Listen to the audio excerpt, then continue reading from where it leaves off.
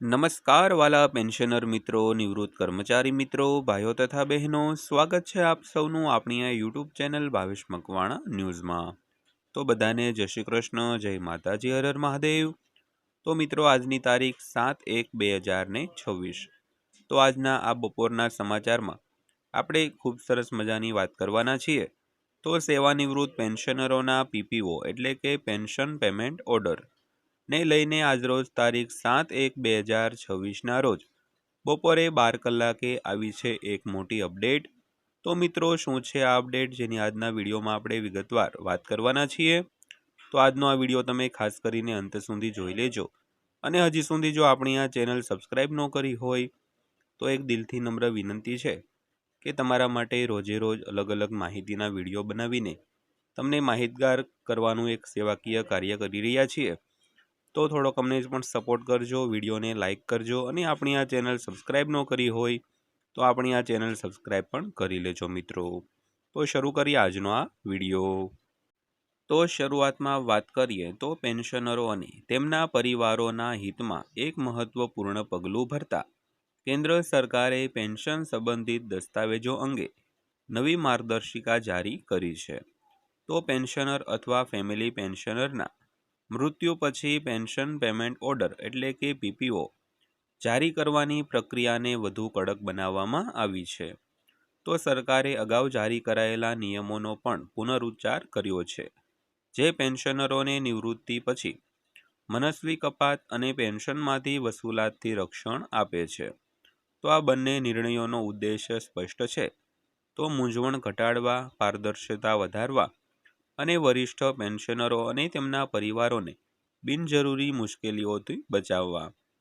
તો મિત્રો, ખાસ કરીને જે પેન્શનરો છે અથવા જે કુટુંબ પેન્શનરો હોય તેમના માટે એક મહત્વપૂર્ણ કેન્દ્ર સરકારે પગલું ભર્યું છે અને પેન્શન સંબંધિત જે દસ્તાવેજો છે તે અંગે એક નવી માર્ગદર્શિકા છે તે જારી કરવામાં આવી છે। તો જ્યારે કોઈ પેન્શનર મૃત્યુ પામ્યા હોય અથવા તો ફેમિલી પેન્શનર મૃત્યુ પામ્યા હોય ત્યારે પોતાનું પેન્શન પેમેન્ટ ઓર્ડર જે નક્કી કરવાનું હોય છે તેની પ્રક્રિયા છે તે વધુ કડક બનાવવામાં આવી છે અને સરકારે અગાઉ જે જારી કરાયેલા નિયમો હતા તેનો પણ ફરીથી ઉપયોગ છે તે કર્યો છે। જે પેન્શનરોને નિવૃત્તિ પછી મનસ્વી કપાત અને જે પેન્શનમાંથી વસૂલાત થતી હોય તે કોમ્યુટેશનની જે વસૂલાત થતી હોય તેનાથી રક્ષણ આપે છે। તો આ બંને નિર્ણયોનો ઉદ્દેશ પણ સ્પષ્ટ છે। તો ઉદ્દેશ શું છે તેની વાત કરીએ તો મૂંઝવણ છે તે ઘટે છે, પારદર્શિતા વધે છે અને વરિષ્ઠ પેન્શનરો અને તેમના પરિવારજનોને બિનજરૂરી મુશ્કેલીઓમાંથી બચાવે છે મિત્રો। ત્યારબાદ વાત કરીએ તો શું છે આ વિગત। તો નાણાં મંત્રાલય હેઠળના સેન્ટ્રલ પેન્શન એકાઉન્ટિંગ ઓફિસ એટલે કે CPAO એ સ્પષ્ટતા કરી છે કે પેન્શનર અથવા ફેમિલી પેન્શનરના મૃત્યુની સ્થિતિમાં બેંકનું સેન્ટ્રલાઇઝ પેન્શન પ્રોસેસિંગ સેન્ટર એટલે કે CPPC ફક્ત નિર્ધારિત પ્રક્રિયાનું પાલન કરશે। તો નિયમો અનુસાર બેંકોએ પીપીઓના ડિસ્ટર્બર ભાગ, મૃત્યુ પ્રમાણપત્ર અને CPAO દ્વારા જારી કરાયેલ અન્ય જરૂરી દસ્તાવેજો ફક્ત CPAO દ્વારા જ પરત કરવાના રહેશે। તો આ દસ્તાવેજો સીધા પે એન્ડ એકાઉન્ટ્સ ઓફિસ એટલે કે PAO અથવા સંબંધિત વિભાગને મોકલવા ખોટા છે। તો CPAOએ જણાવ્યું હતું કે કેટલીક બેંકો આ પ્રક્રિયાનું ઉલ્લંઘન કરે છે, જેને કારણે આ કડક સ્પષ્ટતા જરૂરી બની છે। તો આવું કરનાર બેંકો સામે ગંભીર કાર્યવાહી થઈ શકે છે મિત્રો। ત્યારબાદ વાત કરીએ તો પેન્શનરોને પણ મોટી રાહત મળશે।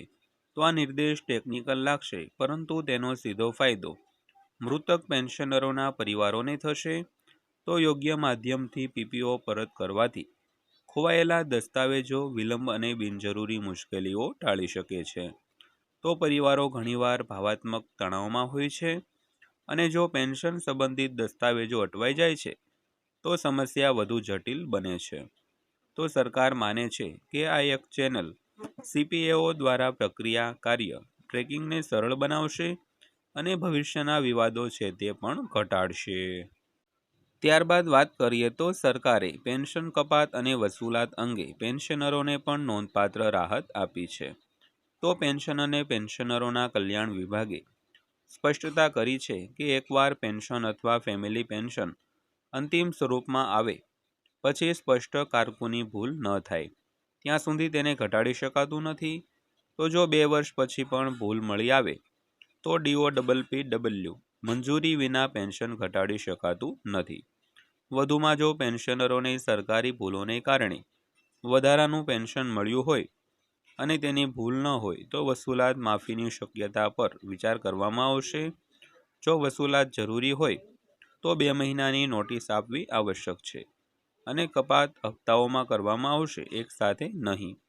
તો એકંદર આ સરકારી પગલું પેન્શનરો માટે નોંધપાત્ર રાહત માનવામાં આવે છે.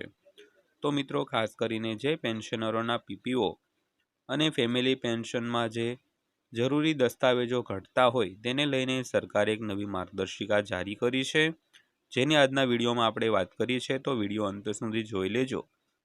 તો વિડીયો અંત સુધી જોયો તે બદલ આપનો દિલથી આભાર. વિડીયો પસંદ આવ્યો હોય, માહિતી સારી લાગી હોય તો વિડીયોને લાઇક કરી દેજો અને આપણી આ ચેનલ સબસ્ક્રાઈબ કરી લેજો. તો ફરીવાર પાછા મળીશું એક નવા વિડીયો સાથે, નવી માહિતી સાથે. ત્યાં સુધી સૌને જય હિન્દ, વંદે માતરમ.